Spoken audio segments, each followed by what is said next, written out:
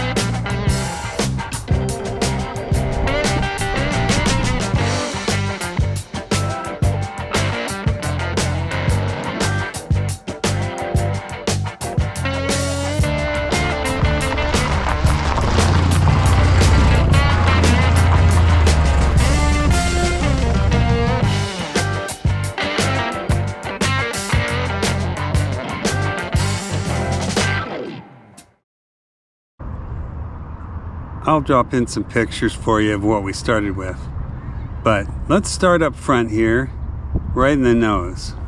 Most notably, the vents are gone.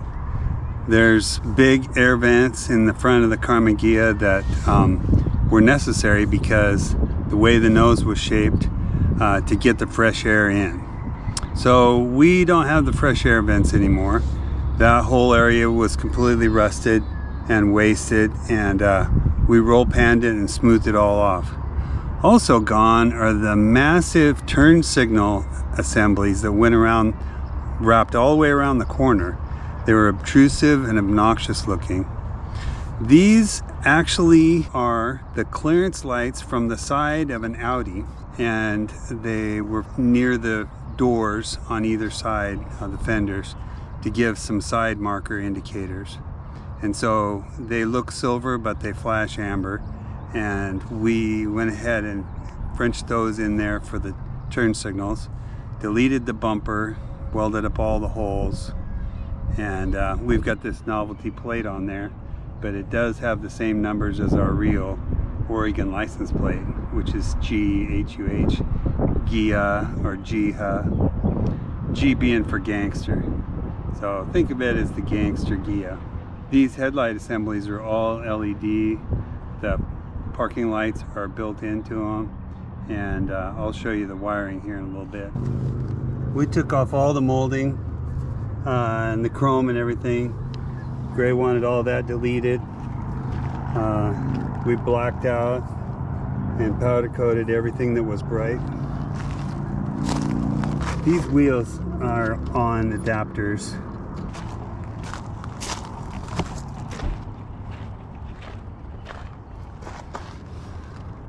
The 71 Ghia did come standard with front disc brakes. That's not a conversion, it was on there. In the back here there's also some serious mods.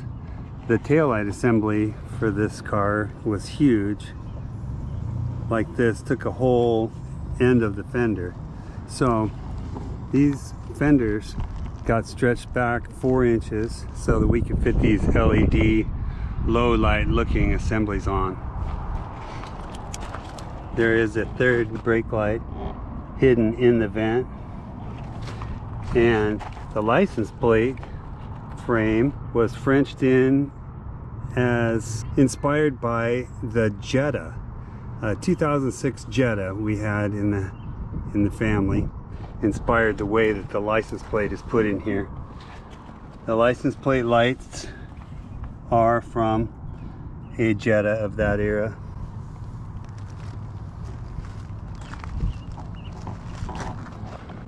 Obviously this pipe, fully functional and completely unnecessary, but all the other kids had these pipes on their cars, so we had to modify the car so that we could get one of these big tuner cans on it. It's just for fun.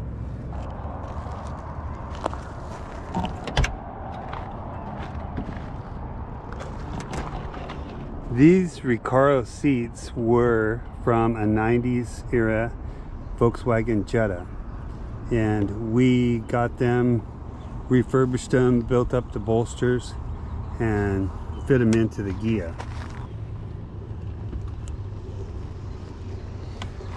The back seat in that Jetta had a fold down console, so this had to be all modified to fit the little Karmann Ghia back seat area. And behind that we've got our subwoofer box with 310s, and the amp is mounted in the back inside of the plexiglass box. It's completely vented too out the side on both sides. We also have some big sixes here, and on the custom made front panels reside some big sixes too. The electronics was a big part of it.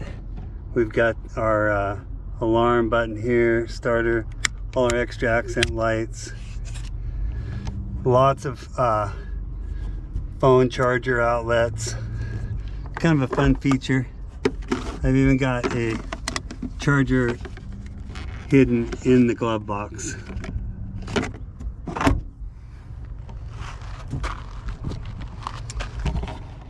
All this down here has LED lights in it.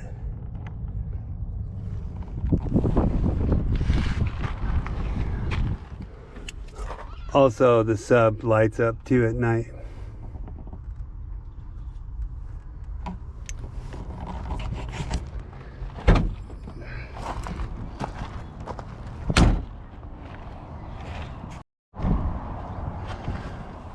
Under the boot, there is a ton of craziness here.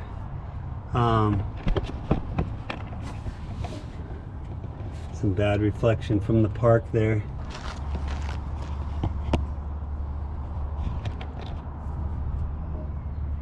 All this rewiring was done, and we have dual batteries in this area.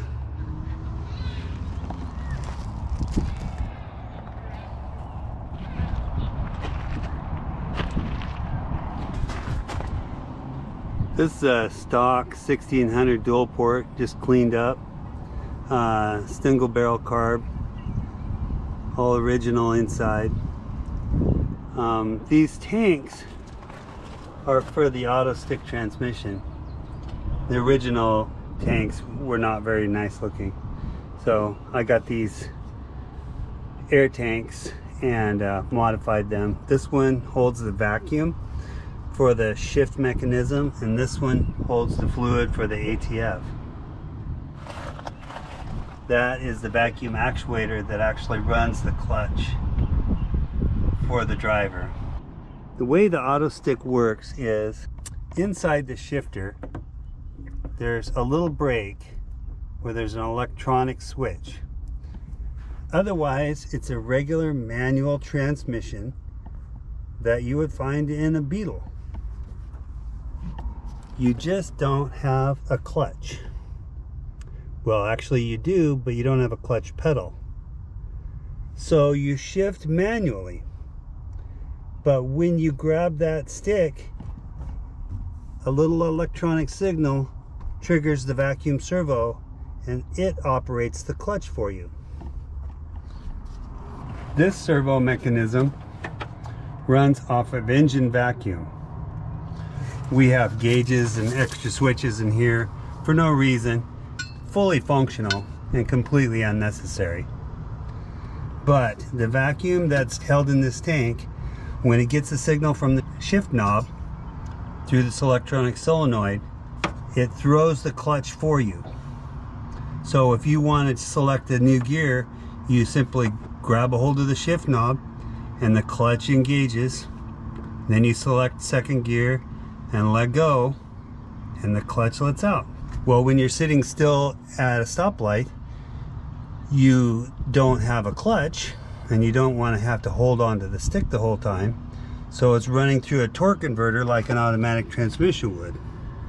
So this has automatic transmission fluid in it that just runs the torque converter.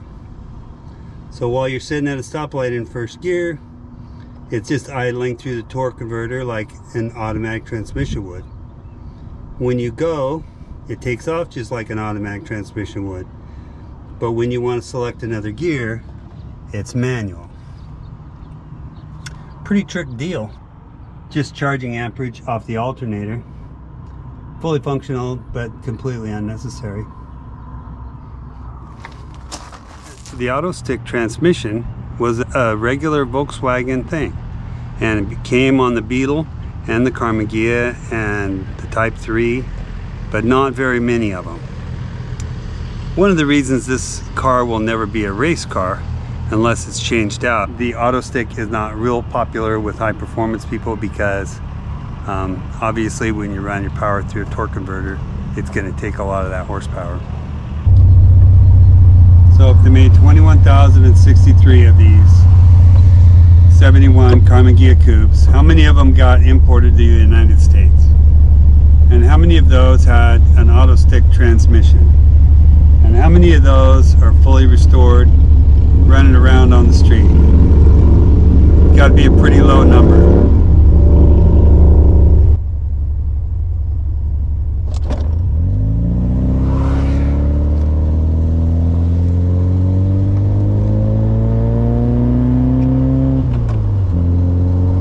Well, that seems like a good place to leave this for now, although it won't be the last you ever see of the Karmann Ghia. I hope you hit that like button for me and drop down there and leave us a comment on how you feel about it. That was fun. Let's just hang around a minute and watch a little bit more drone footage. Thanks for watching. You guys come back.